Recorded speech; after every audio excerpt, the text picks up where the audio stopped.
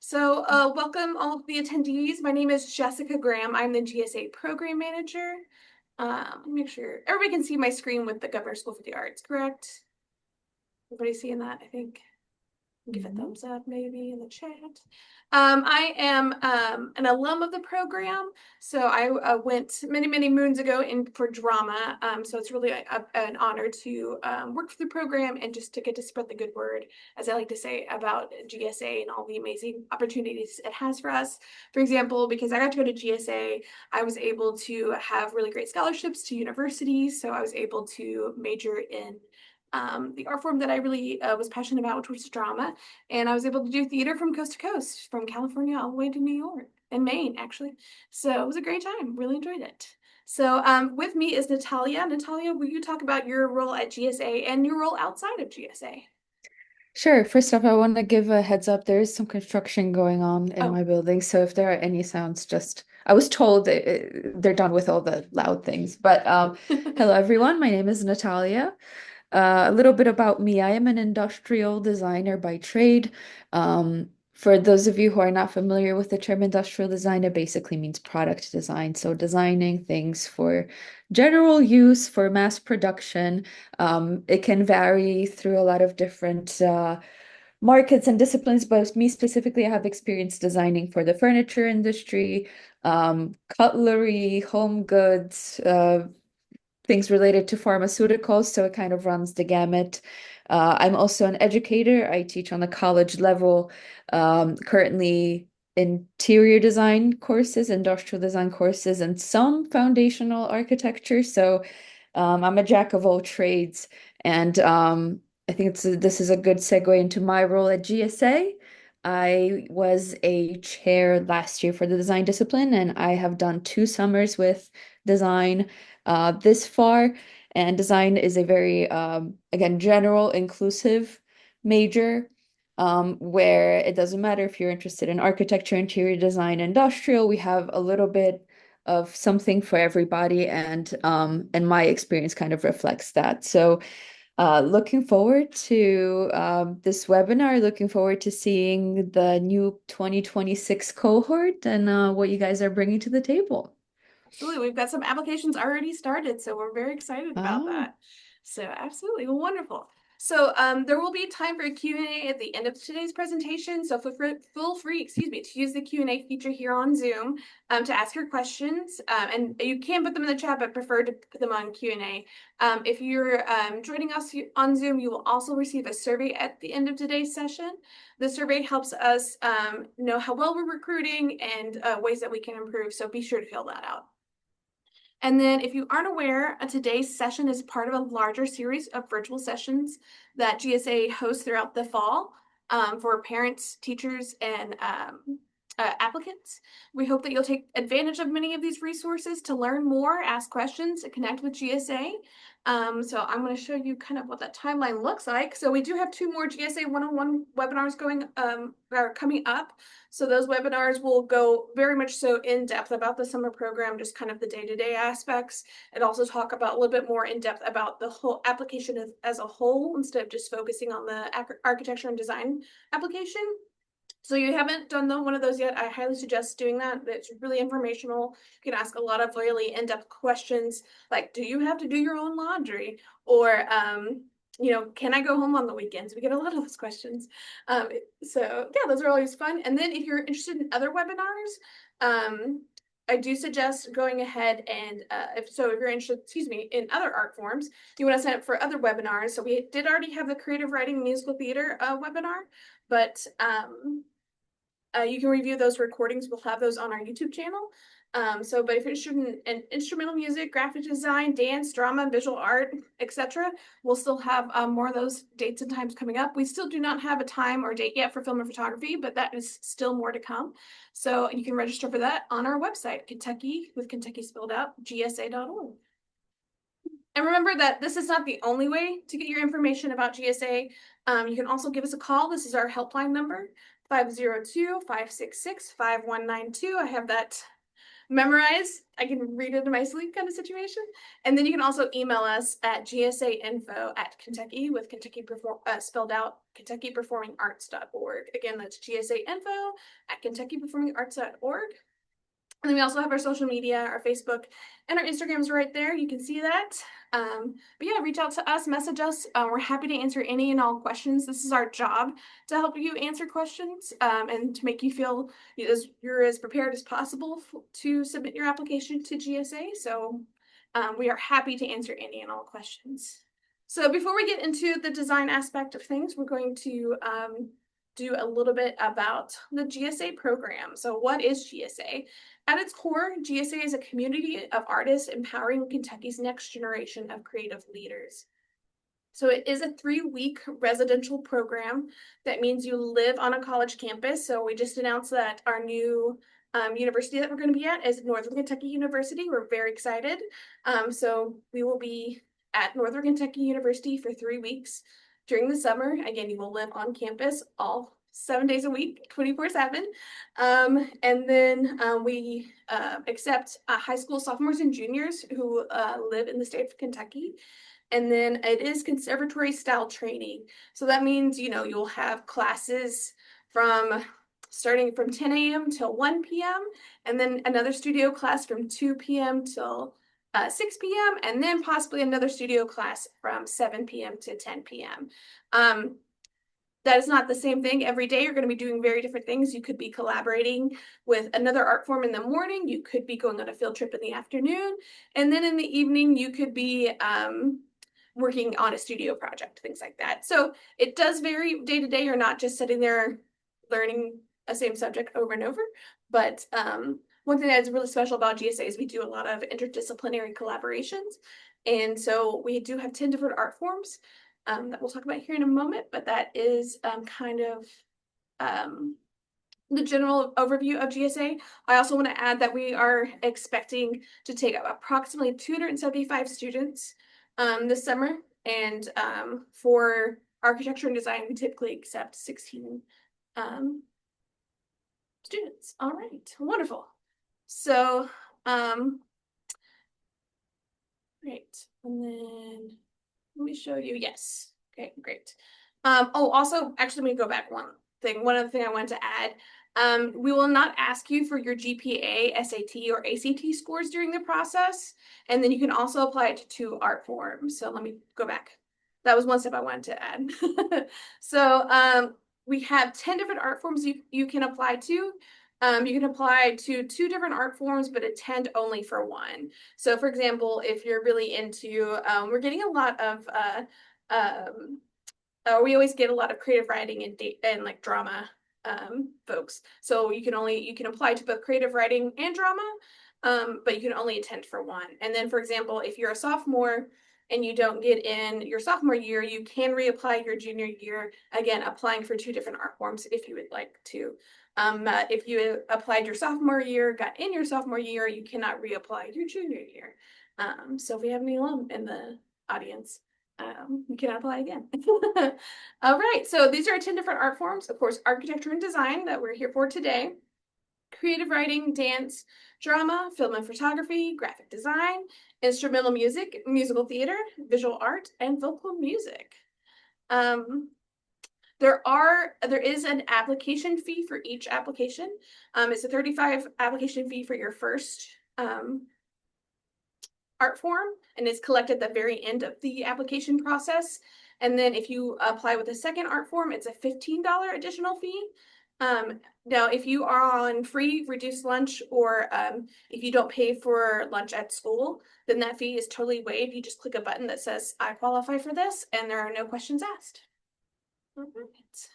And then there's the application process. So we'll go a little bit into depth into that. So GSA application is generally an online application, and it is a 2-step process. So the first round is online for everyone. It's through a program called Accepted, and it's spelled ACCEPTD. I've been working with them since 2017, so got that drilled in my brain. But yes, so that is the online application. Everyone has to fill that out. It is There are multiple steps within the online application itself, so be sure we do actually have a video that's available to you to walk you through each step of that application, and we will go somewhat into depth into that today. And then the second and final, or what we call final round auditions or interviews, um, are going to be either in person or virtual, depending on your art form. So, for example, if you make it to final round for architecture and design, you will be doing an online interview. Um, and then if you also, for example, if you apply to architecture and design and dance, you would have your online interview with architecture and design, and then you would have your audition with dance in person on Northern Kentucky University's campus. So, and then let me give you guys some dates about that. Oh, we talked about this already. Just a reiteration, just of note. So the application is open already, so you guys can go ahead and start your application today. And then of course the applicant guides are also available, and we'll review those today. And then the deadline for the first part of the application is due Sunday, January 18th. 2026. That is a Sunday. So if you reach out to us on Sunday, just a heads up, our offices are closed on Saturdays and Sundays. So if you have any questions, we do ask that you reach out to us before then. So that means you might need to get your application done a little bit early. We do suggest, due to everybody applying all at one time, we highly suggest getting everything completely submitted the week before the 18th. So that way, if you have any issues technology-wise, or you realize you uploaded the wrong thing, things like that, we are able to work with you on that. So yeah, so again, Sunday, January 18th is when the applications close for that first part. And then we'll make finalist announcements, on Friday, February 13th, which is very exciting. And then we'll begin those final round auditions or reviews starting March 12th through the 14th. Those dates are specific to your art form, so just keep in mind when you're looking at the application guide when those interviews will take place. And then after that, after we do the final round auditions or reviews, we will announce the class of 2026 as well as the alternates on April 10th. So very exciting stuff. Looking forward to all of that. All right, and that is the end of kind of the quick and short of the, let me go ahead and stop sharing my screen. Wonderful. That is the quick and short of kind of the application process. And now we're gonna get into the meat and potatoes, is what I like to call it, of the application guide or applicant guide. All right, give me just a moment to get my notes pulled up here. I'm going to share my screen again, and we're going to look at the applicant guide for architecture and design. All right. So this is kind of what that looks like. Oh, also let me show. Wonderful. So architecture and design, the applicant guide for 2026. So it starts off kind of with a table of contents, just to kind of give you an overview of what you're going to be looking at. So we talk about the program description, preliminary round application requirements, final round requirements, criteria, tips, and the deadlines, just to give you, reiterate some information. So let me take a drink of water real quick. The architecture and design program accepts students interested in exploring a variety of design disciplines, including architecture, industrial design, interior design, product design, and others. A successful architecture and design candidate will be interested in experimentation and pushing their creative limits. Students are introduced to ideas, processes, and techniques designers utilize to solve problems creatively. Natalia, question for you. What's it like to attend GSA for architecture and design? What's it like? I think you said something interesting when you were describing the program as a whole, that it is fun, but it is rigorous. And that's the first thing I always like to talk about during adjudication. I happen to also be an adjudicator for this year's cohort. So get ready to work, get ready to have fun, get ready to explore and have an open mind. Lots of times our students come in with preconceived notions of what specific field of design they want to focus in. For example, they might be dead set on architecture, interior design, and industrial. What we like to do is just try to open everybody up to different possibilities. So by the end of the session, it's not uncommon for somebody to change their mind from product to architecture or architecture to interior. And this is what we're here for. Um, what I would like the applicants to also know is that they should not be intimidated by this discipline just because they might not have had classes in high school that directly deal with design. As adjudicators and as faculty members, we recognize that it's very rare for high schoolers to have architecture classes, product design classes, what have you. So what we look for is versatility and exploration. So if I had to boil it down to one thing of what it's like to be a design or an architecture and design student at GSA is having a creative spirit and striving to find the best solution to a problem. Absolutely. I love that. I love that. Um, just the way that you guys, the limited amount that I've been in the classroom with architecture and design is the way that you guys really show accessible ways for students to try different things. And Mhm. even just with everyday materials, that like ways that they can experiment and expand their knowledge and have fun doing it and being creative. It's really, really We're fun to see. very hands-on. Yes. We do all sorts of things from like Jessica mentioned, like working with your hands, right?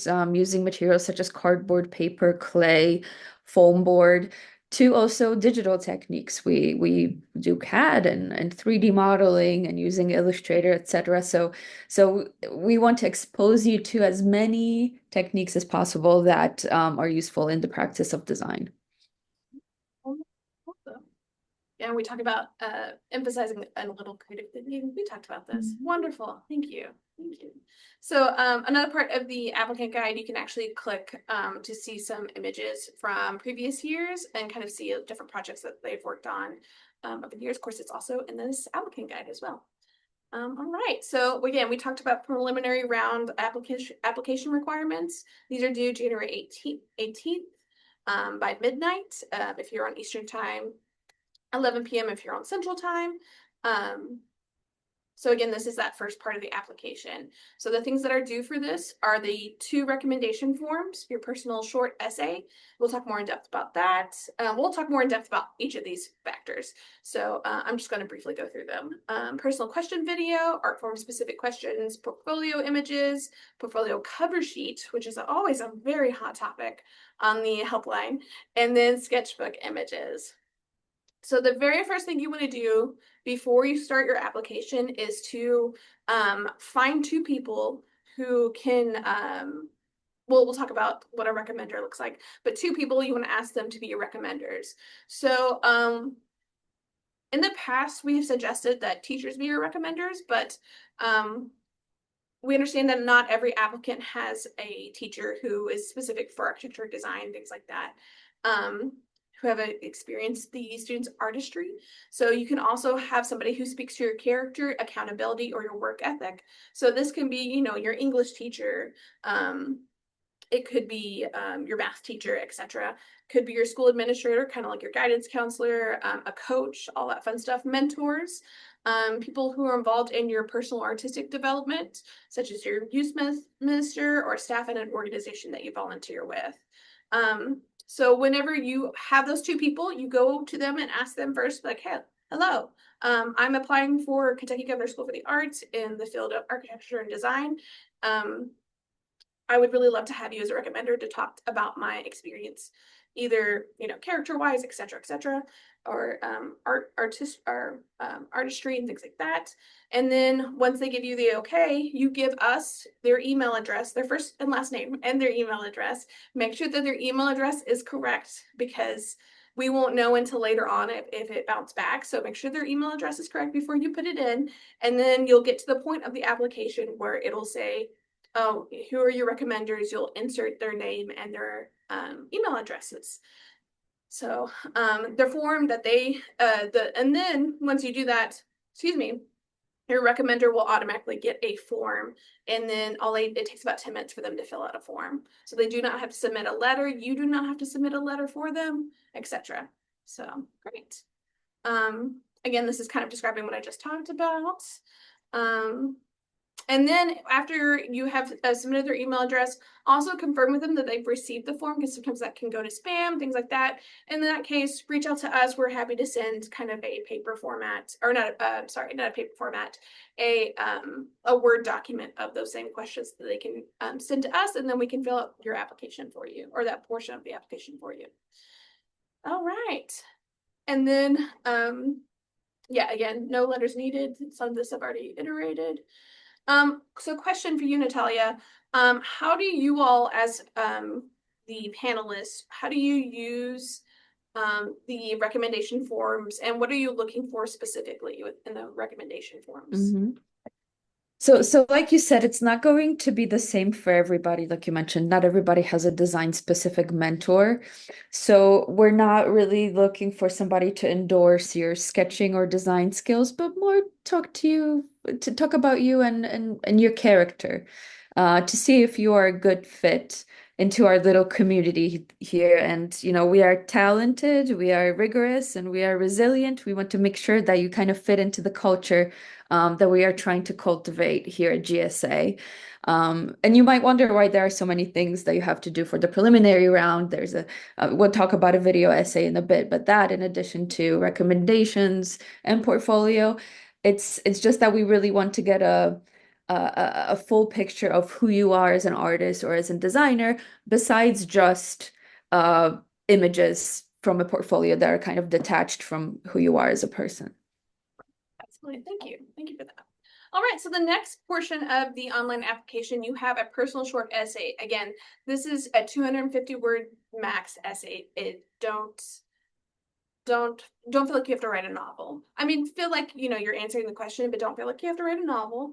So the answer that you're providing is how can slash why should the art you are applying in be of importance to your community or society as a whole. So think about that for architecture and design. And I know I will reiterate what's already kind of written here. To be open, honest, and authentic in your response. We don't want to see an AI generated response. We want to know why you believe that is important for your community or society. Any For that essay, Natalia, what are you looking for as an adjudicator? I'm glad you mentioned AI because guys, we can really tell when it's AI. It's okay if the grammar is not perfect, as long as it comes from the heart. I'll take that over AI any day. Yes. So with this specific question, how should the art form you're applying for be of an importance in your community or society as a whole? In design and architecture, we like to ask this question because as much as design and architecture can be a form of self-expression, a lot of it is about others and how to address problems, solve problems, improve other people's lives. So this is why this is our preliminary questions, just to kind of make sure that you understand that it's not just about self-expression, but it's about seeing outside of yourself. Absolutely wonderful. All right. And then the next portion of the application, a personal question video. This is my favorite part of all of our applications. It's so much fun to get to know you guys. So within this video, again, 90 seconds max. You can absolutely use your iPhone or any phone, doesn't matter. It does not have to be an iPhone. I just said iPhone because that's what I have. It can be, just like this. You're talking to the video and just recording it that way with kind of a clear background behind you. It does not have to be professional. You do not have to wear a suit and tie, a professional blazer outfit, whatever.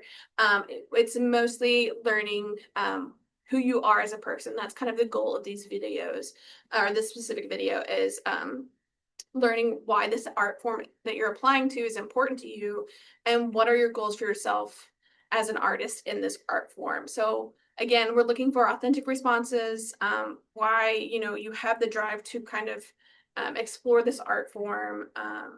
And there's other specific requirements because you want to say, hello, my name is Jessica Graham. I'm applying for architecture and design for Kentucky Governor School for the Arts. You definitely want to have no noise or interruptions in the video, but don't feel the need to edit or splice the video. And then leave the camera in one location, all that fun stuff. for the um, video, what are you looking for, Natalia, whenever Mhm. you're reviewing these? I will echo what you said about authenticity. Don't worry about editing. It doesn't have to be anything crazy. Even if it's grainy, as long as I can see you and hear you and you speak from the heart, that's all we need. Um, Thinking about the previous um, recommendations or requirements that we talked about, right? The essay and the recommendations, it's other people talking about you. The essay, you're kind of detached from it, right? Somebody else can help you write it, look over, for grammar mistakes. But the video is the truest image that we get of really who you are as a person.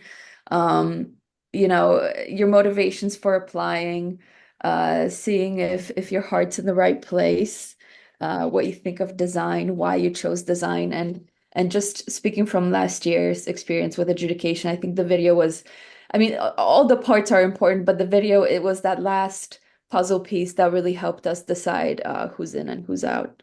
Not to put any more pressure on you. But it's a way for us to get to know you and to see um just how you communicate as well too, because that's important in this application. So wonderful, awesome. And then the next part in the online application is art from specific questions. So these are going to be kind of learning your special interest in these art forms and then your level of access to training classes lessons in this art form, because not everybody has the same level, and we just want to take that in consideration whenever we're reviewing your materials as well. And so just know that because of that, there are no right or wrong answers to these questions. We're not looking for one profile of a student over another. It's just understanding you as an applicant to the fullest extent. Anything else you would add to that, Natalia?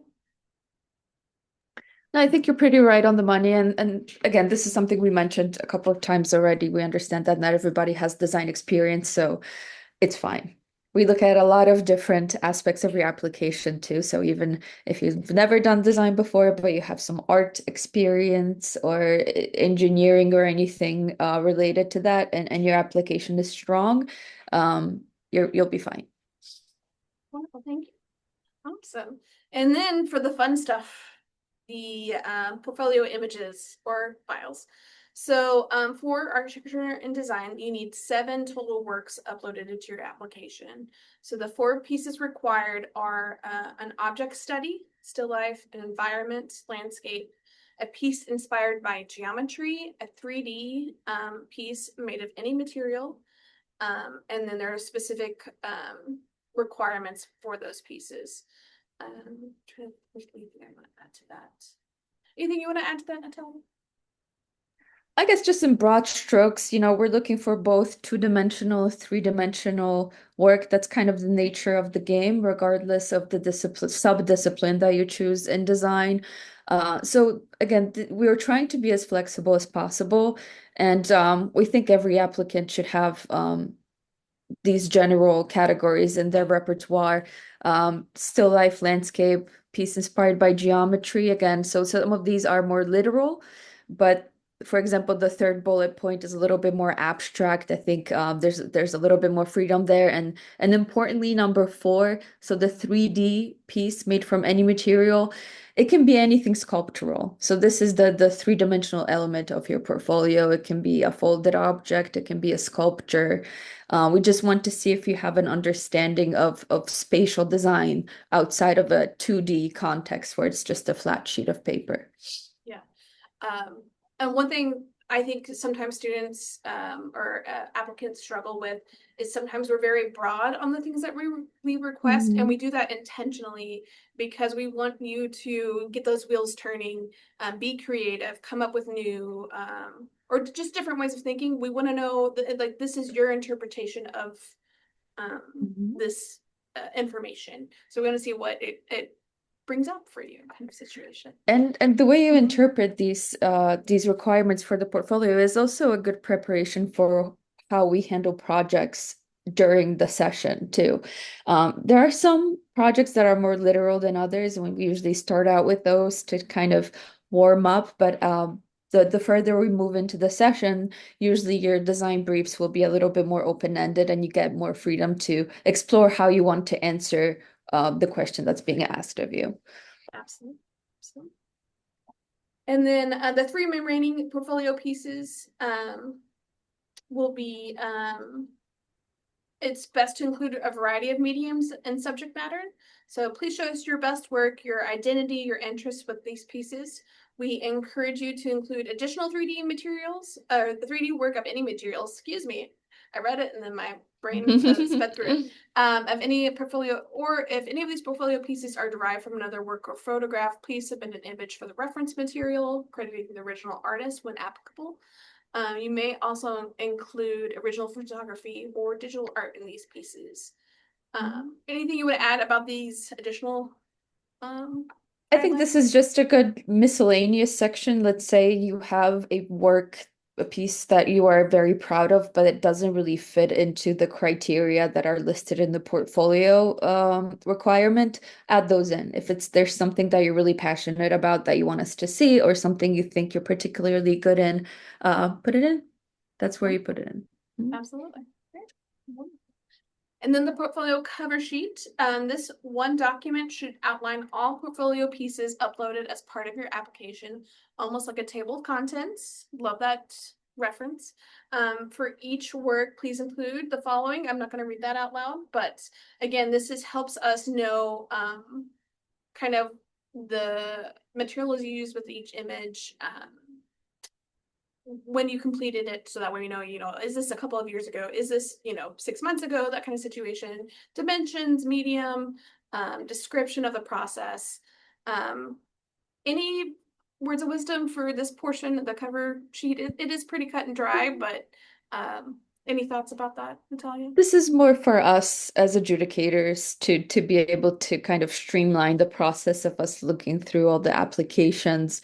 That kind of table of contents format just really helps us get through it, and it organizes the work in a good way.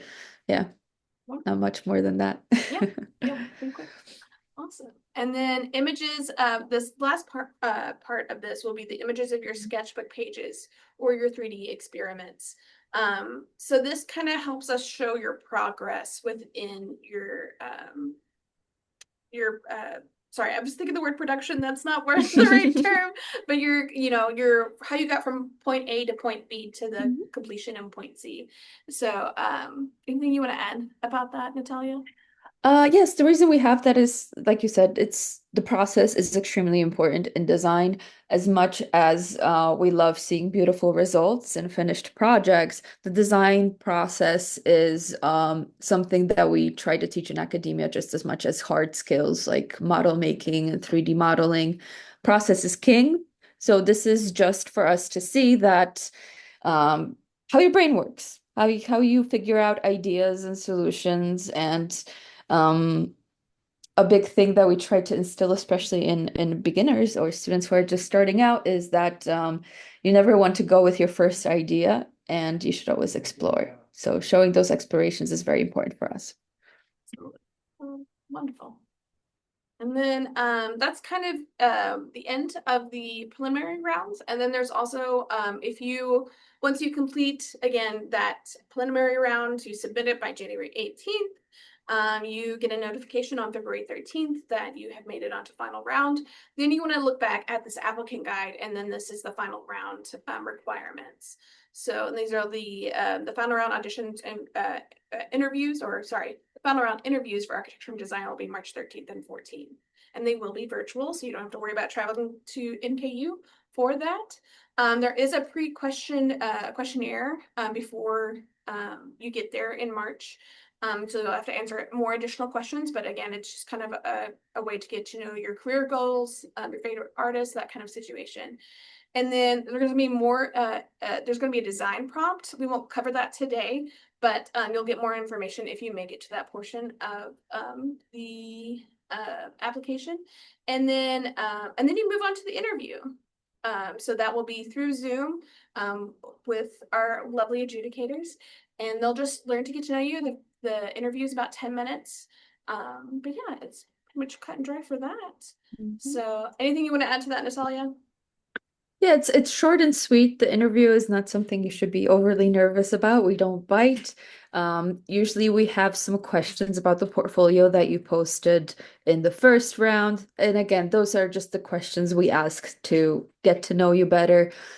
You will complete a design exercise prior to this conversation, and we will have you kind of present um, your work that you did for that specific assignment, how you arrived at your solution, etc. So I know we're not going over the exact prompt yet, but something to look forward to in Yeah. February. Absolutely. Wonderful. And then if you do end up having questions about the prompt, you can always reach out to us. We will reach out to Natalia and find out those answers because we're not quite Mhm. all design experts though, Natalia is. So, all right. So the real heart of this, the criteria. So this is what you will be scored on within your application. So this is the guidelines that you want to follow to make sure like each of your pieces is kind of you're prepared to either answer questions about this information or that your pieces kind of hit these facts. Mhm. So your use of formal art elements, use of design principles, sense and composition. Actually, we'll talk about each of these elements. Let me reverse. So use of formal art elements. What does that mean to you, Natalia? Mhm. So this is something that every applicant should have learned if they took an art class in high school. Even the most basic art classes usually cover these principles of line, values, shapes, forms, space, colors, textures. So seeing evidence of these art elements in your work, but also we want you to be able to talk about them during the interview and recognizing them in your work, knowing how to use them in a mindful way. And then the next thing you'll be scored on is your use of design principles and sense of composition. Do you mind Mhm. talking about that a little bit, Natalia? Sure. So this is kind of the next step after your basic building blocks or art elements of lines, shapes, etc. How do you compose these elements into a composition? And this can be in 2 dimensions, 3 dimensions, how to make an interesting composition of elements, how to make something look dynamic or peaceful, or just having control of those elements to convey whatever message you want to convey with your piece, your product, your building, what have you. Right, and then the next thing you'll be scored on is your technical skill. Um, Mhm.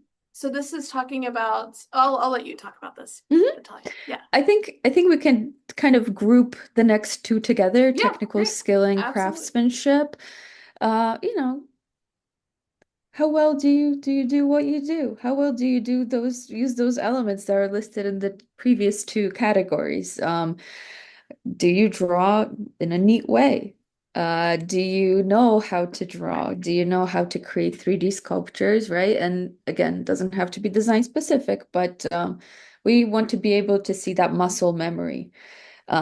And along with craftsmanship, also the way that you present your work in your portfolio, I think it was touched upon in the earlier paragraphs, but showing care in how you present your work.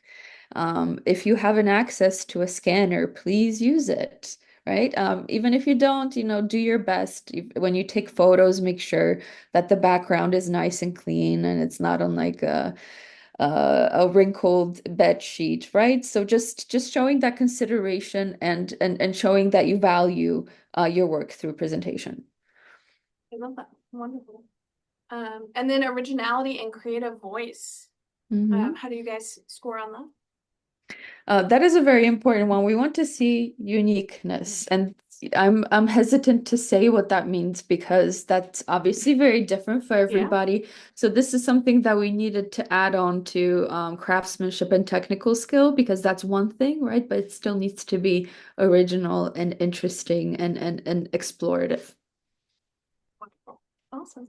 And then the next two, or the next part, the dedication to art form growth and community. This is a requirement that we ask of all of our GSA applicants.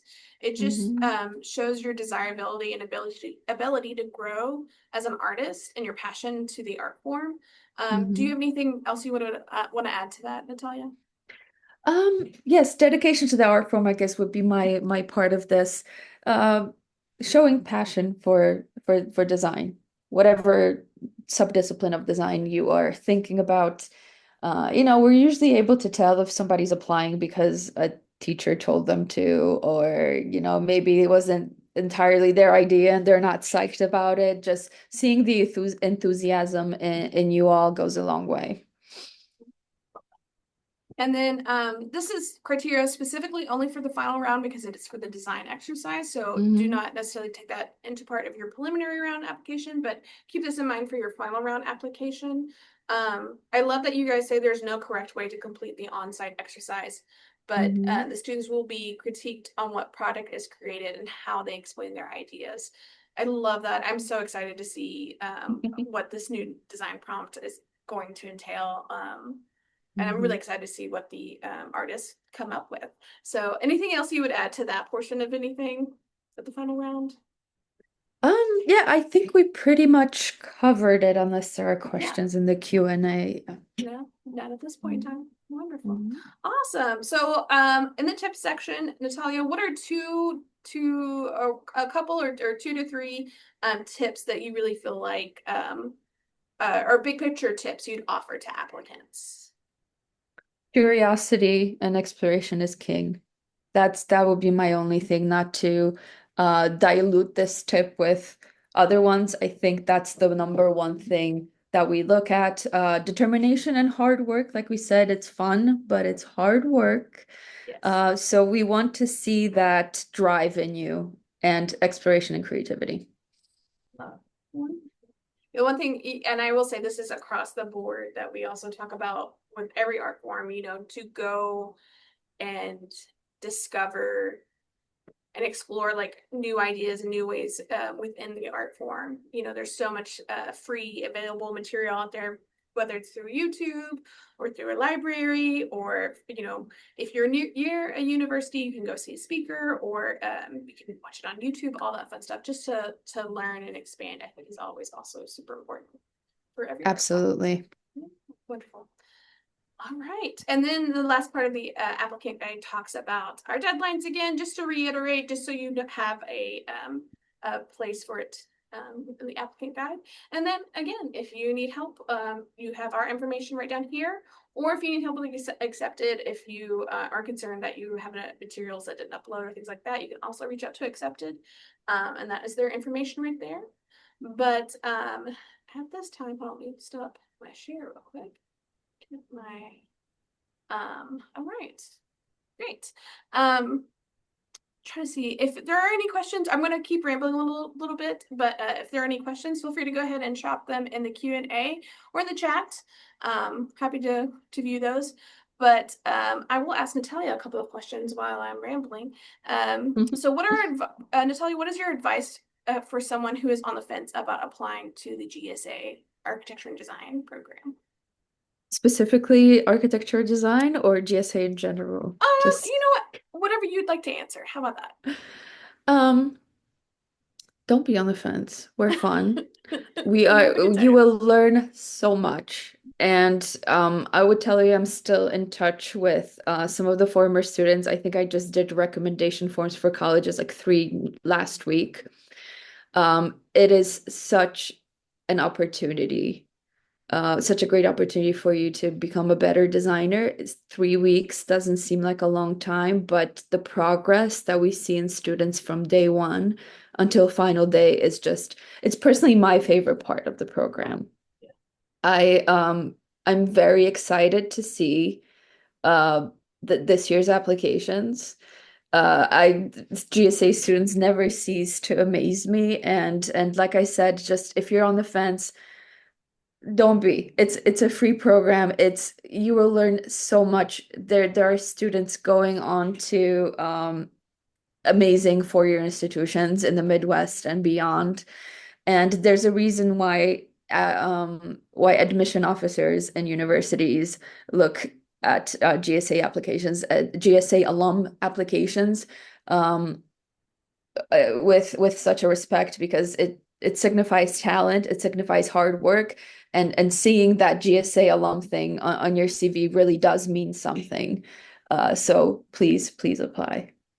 And the only thing I would add to that too, I think they really see the dedication because Hmm. it's such a program that challenges you in so many ways, both like, personal independence, art form independence, um, in a way that you are willing to um, collaborate. That's the word I'm looking for.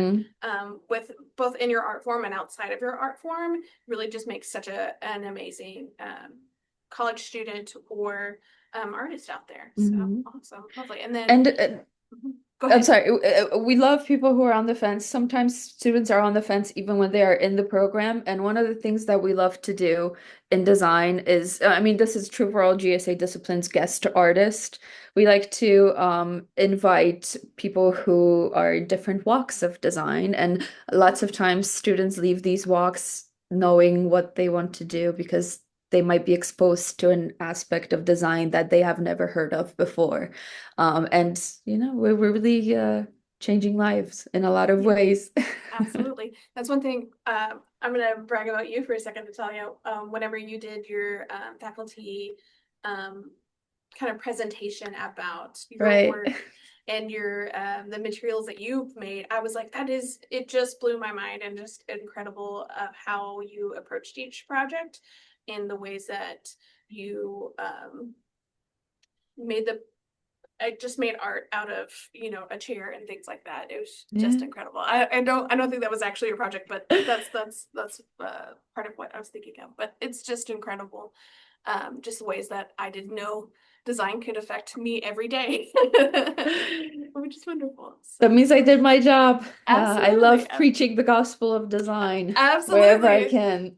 Honestly, now that I'm like where I'm at, I'm like, man, I really should have done more design stuff because I ended up doing design in my professional life.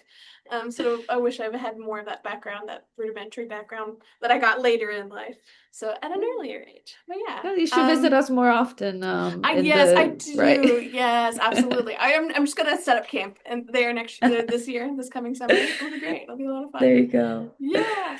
So we do have a question in the chat. What has been your favorite 3D model in a student's portfolio?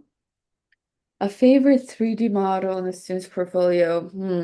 I think, ooh, yes, that's a good one. There was one architectural study. Again, not to say that you need to submit designy 3D things, but it was very abstract. It didn't seem like a classic architecture model. It was kind of a diorama of sorts that mixed a lot of different mediums in it. So part of it was abstract, part of it was realistic, and it was just very interesting to look at from all sides, which I think that's the baseline of a good 3D sculpture is that if you take photos of it from front, back, left, right, it's amazing from all angles. So that one stood out to me specifically. But also, you don't have to go that deep or that intense. I've had some students submit 3D pieces that are extremely minimal, and they looked like they really put a lot of thought and attention into that minimalist piece. It did not look lazy in any type of way.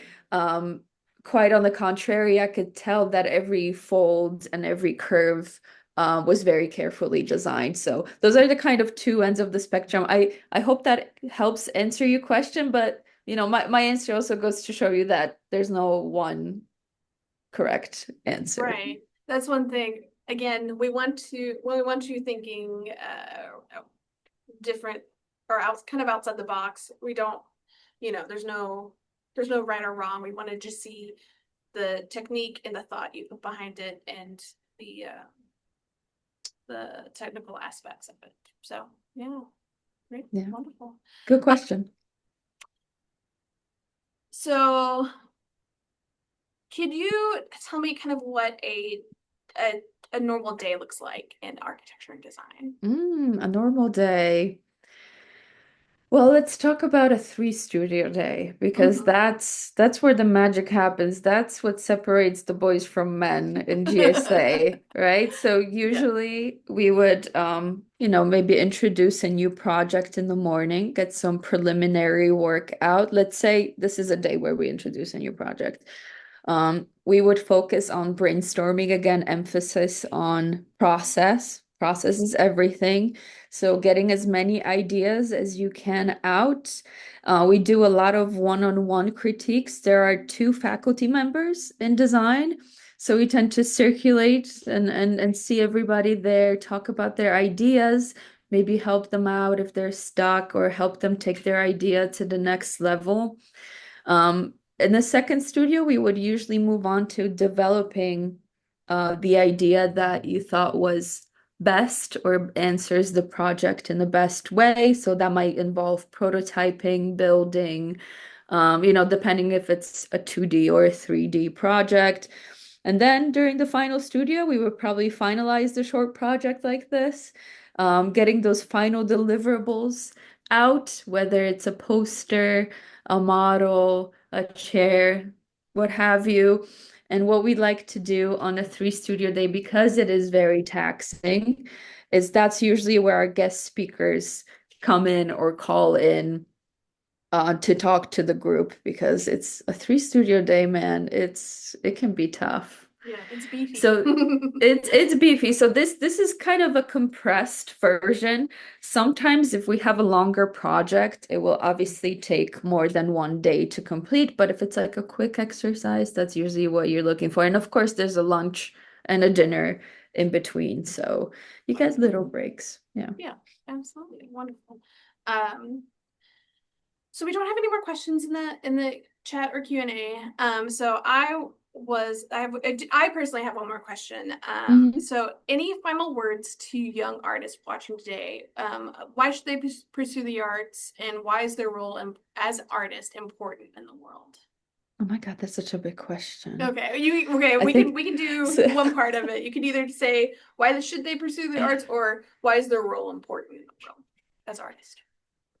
You should definitely pursue design, especially if we think of GSA and GSA's disciplines as a means to contribute to community and society as a whole. I think design is the perfect place for you. It is a place to be selfless. It's a place to empathize. A lot of times we are designing objects and spaces for people who are very different from us, and we have to walk a mile in their shoes. I think this is something that might be missing a little bit in the world right now, and something that we could all use. Wonderful. I love that. Thank you so much, Natalia. Well, that's it for all we have for today. Natalia, thank you so much for your time and your information. This is so helpful. I love doing these webinars, especially with the design faculty, because I just learned so much and I'm so always moved by you all. So again, Oh, thank you so much for your time. And thank you all so much for joining us in the webinar. We appreciate it. And if you have any questions, again, feel free to reach out to us. But in the meantime, we'll look forward to seeing your applications. All right. Thank you all yes. so Thank you much. so much. Have a good Bye. night. You too. Thank you. Bye.